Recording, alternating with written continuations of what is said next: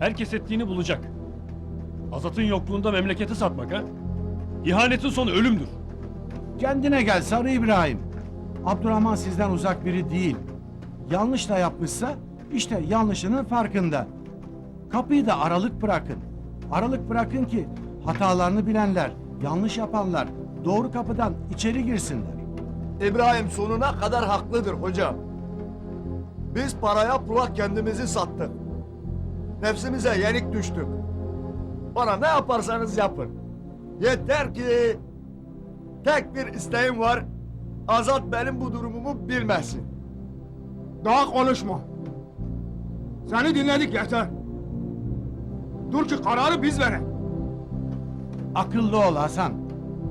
Hele bir Zaza'ya danışın.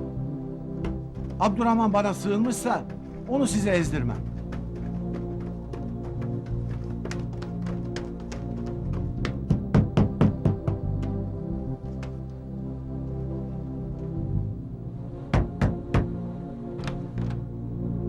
Hayırdır hocam?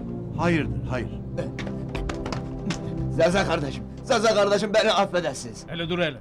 Beni affedersiniz, beni affedin. Zaza, Ben kimim Kardeşim. ki seni affedeceğim?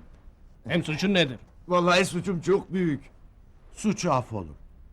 Her zamanki gibi Şeron'un oyunları. Baraja giden arazileri ucuz göstermek için halka az para verilsin diye ehli vukuflara ve danışırlara para dağıtmışlar. Abdurrahman da bunlardan biri. Şuna hainin bir desene. De, Demek öyle. de, Bu ihanet. he işte benim gibi hainlerin isim listesi aha burada. İşte aldığım paralar burada. Gördün mü? Tam dediğim gibi. Şimdi arkadaşlarını ispiyon ediyor. İbrahim şunu emanet al. Hepsini yazdım Zaza. Aha bütün hainlerin isimleri yazayım. Seni bu seferlik affediyorum. Ama seni aradığımda bulmam lazım. Bu seferlik. Tamam mı? Tamam. Hadi sağ git olasın. bakayım. Sağ olasın. Hadi Bu bakalım. iş burada bitmez. Affedildir işte. Ya sen- Hadi git Bırak Abdurrahman beni hocam. Efendi. Gel Hasan hadi. Gel hadi. Gel. Gelin bakayım. Hadi yürü. Yürü İbrahim, yürü. sen de gel. Gir içeri. Hadi yürü Yürü yürü. gel.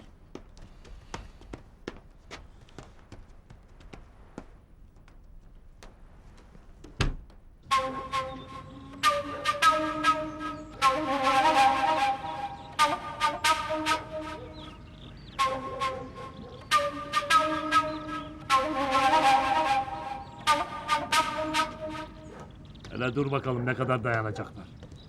Ben de eğer bu karıyı almazsam. Çember devam etsin. Ya ölecekler ya da he diyecekler.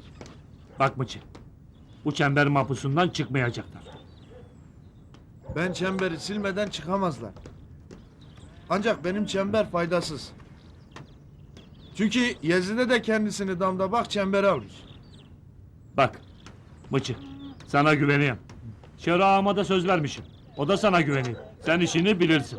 Tamam mı? Tamam abi. Şero ağaya da demişim. Mıçı'ya güveneyim demişim. Yüzümü kara çıkartma. Tamam mı? Yoksa sen bilirsin.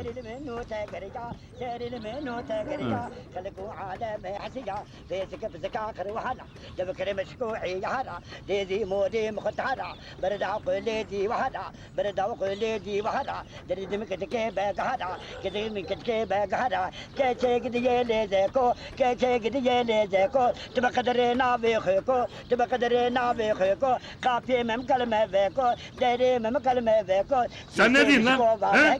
Ne diyorsun lan sen? Ne saçmalıyorsun lan? Ne saçmalıyorsun? Sen bana küfür mü ediyorsun? Oğlum bırak beni, Anama uğraşma. babama küfür mü ediyorsun lan? Ha? Maşallah, Bana bırak, neyse uğraşma sana şunla. iki mislini iade edeyim lan. Ulan saçmal, ulan delirtme adamı, delirtme. Maşallah bırak ne hali varsa görsün. Biz yolumuza gidelim. Yürü gel ya boş ver gel. Gel abi gel.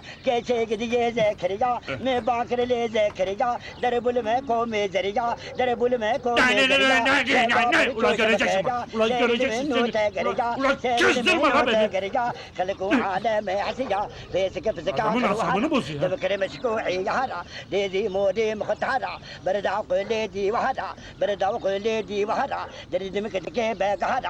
Ulan sana göstereceğim. Ulan bu sadece başlangıç.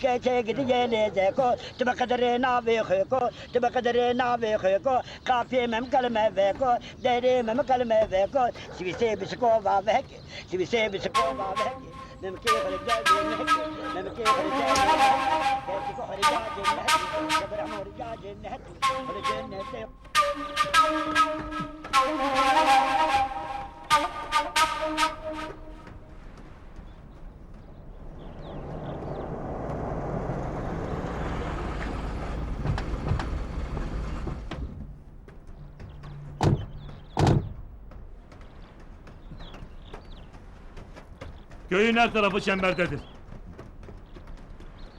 Göreceğiz maşallah çemberin sırrını. Kimse görmeden kaybol Sado. Vallahi bu mıçı yaman adam. Köyü evi öyle çembere almış ki kuş uçurtmayın. Gezi de eninde sonunda senin olacak.